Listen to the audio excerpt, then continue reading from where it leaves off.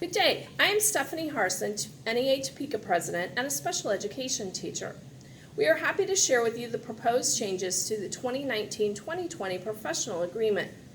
The members of the certified staff's team are Ms. Lucinda Evans, Eisenhower, Mr. Richard Bolejak, Topeka High School, Mr. Matt Baer, Topeka West High School, Ms. Paula Ackerman, Highland Park Central, and Ms. Heather Booz, Randolph Pre-K, as well as myself. The members of the board's team are Ms. Billy Zabatrowski-Wallace, Assistant Superintendent of Teaching and Learning, Ms. Carla Nolan, General Director of Human Resources, Mr. Gary Minke, General Director of Fiscal Services, Mr. Dustin Dick, Lead Principal, Mr. Larry Robbins, Deputy Superintendent of Operations, and Ms. Sarah Sharp, Lead Principal. NEA Topeka Negotiations Committee met almost weekly, beginning in October 2018 through August 2019. We completed negotiations with the district on August 14th, after a series of meetings in June, July, and August.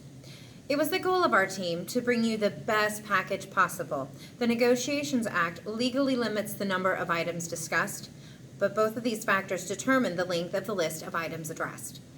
These are the topics that were tentatively agreed upon: increased in addenda and additional addenda, health insurance and wellness fitness guidelines, salary schedule, professional duty day as it relates to compensation for unfilled substitute positions, addenda for speech and language pathologist, sick leave sharing, early retirement, leave to attend your child's parent-teacher conferences, and no change was made to plan time, as well as no changes were made to our insurance premiums, but a small change was made to the wellness program. Article 11, Early Retirement Incentive.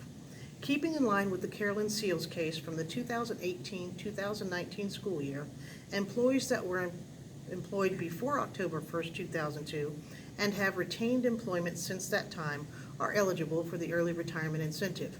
Employees that were employed before October 1st, 2002, but left their employment with 501 and have returned before October 1st, 2019 are still eligible for the Early Retirement Incentive. The change to this article is for teachers who were employed before October 1st, 2002, but come back to the district after October 1st, 2019. That small number of employees will no longer be eligible for the Early Retirement Incentive. Article 26. The Professional Duty Day. In order to ensure that all employees are fairly and equitably compensated for covering for colleagues when a substitute is not available at elementary and pre-K buildings specifically, we negotiated language for when an elementary or pre-K class is split in 2, 3, or 4 due to an unfilled substitute vacancy. This will be compensated according to the following chart. When the number of classrooms is split in 2, there would be a half-day for pay for each teacher of $20, a full-day pay for each teacher of $30.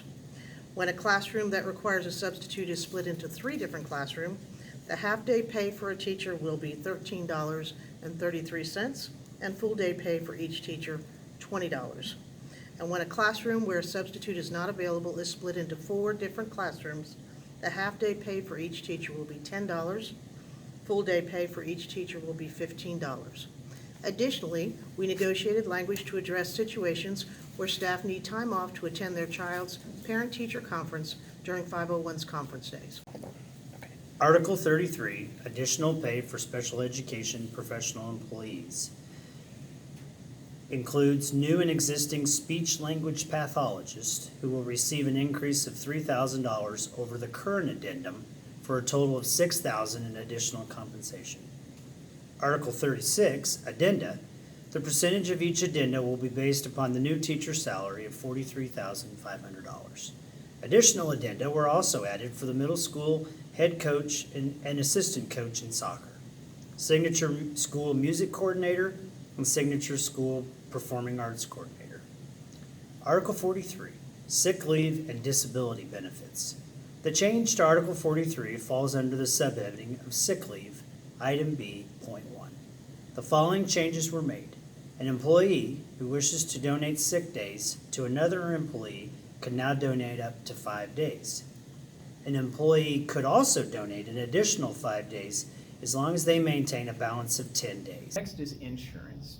We met all of the requirements set forth from last year's contract to see a 0% premium rate increase for this year. We want to congratulate and thank all of our staff members for helping to accomplish this goal. Some changes were made to our wellness plan.